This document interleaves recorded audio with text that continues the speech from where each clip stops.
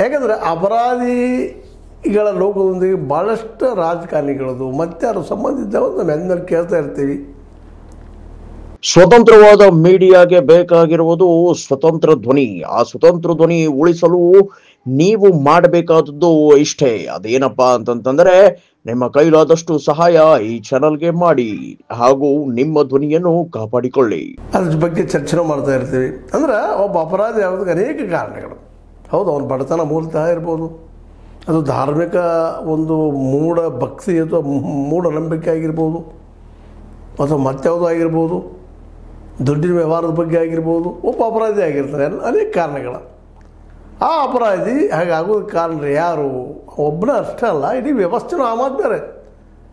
ವ್ಯವಸ್ಥೆ ಎಲ್ಲರಿಗೂ, ಎಲ್ಲ ಕುಟುಂಬಕ್ಕೂ ನಾವು ಸರ್ವಜ್ಞ ಹೇಳಿದಂಗೆ ಬೆಚ್ಚನ ಮನೆಯಾಗಿ ವೆಚ್ಚಕ್ಕೆ ಹೊನ್ನಾಗಿ ಇಚ್ಛೆ ನೆರವೇರಿಸ ತೀರ್ದುಳೆ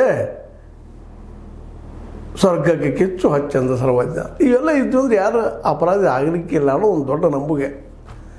ಆದರೆ ಈ ದೇಶದಲ್ಲಿ ದೊರೀತಾ ಇಲ್ವಲ್ರಿ. ಉದ್ಯೋಗ ಸಿಗ್ತಾರೆ, ಉದ್ಯೋಗ ಸಿಕ್ಕಾಗ ಇವೆಲ್ಲ ಉದ್ಯೋಗ ಸಿಕ್ತಪ್ಪ ಅಂತಂದ್ರೆ ದುಡ್ಡು ಬರ್ತದೆ, ದುಡ್ಡು ಬಂದ್ರೆ ಮದುವೆ ಆಗ್ಬೋದು, ಮಕ್ಕಳಾಗಿ ಕಳೆಲ್ಲ ಆಗ್ಬೋದಪ್ಪ. ದುಡ್ಡೇ ಇಲ್ಲ ಬದುಕ ಇವತ್ತು ಅಪಾಯಕ್ಕಿದ್ದಾಗ ಇಂಥ ಜನ ಅಪರಾಧಿ ಕೆಲಸಗಳನ್ನು ಮಾಡ್ತಾರೆ ತಮ್ಮ ನೆಮ್ಮದಿಗಾಗಿ.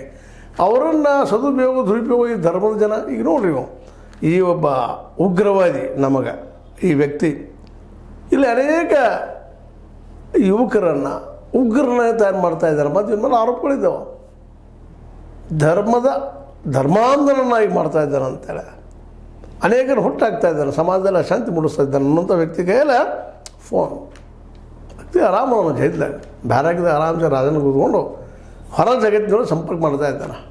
ಯಾವ ವ್ಯಕ್ತಿಯನ್ನು ಕಂಟ್ರೋಲ್ ಮಾಡಿ ಈ ಒಂದು ವ್ಯವಹಾರಗಳು ಉಗ್ರ ವ್ಯವಹಾರಗಳು ಆಗಬಾರ್ದು ಪ್ರಯತ್ನ ಮಾಡಿತ್ತು ಅಂತಂದು ಜೈಲಿಗೆ ಹಾಕಿತ್ತು, ಆ ವ್ಯಕ್ತಿ ಅಲ್ಲೇ ಜೈಲಿನಲ್ಲೂ ಆರಾಮಿದ್ದಾನೆ ಹೊರಗಿದ್ದಂಗೆ ಅನ್ನುವಂಥ ಈ ಏನು ಪಿಕ್ಚರ್ಸ್ ಬರ್ತಾ ಇದ್ದಾರೆ.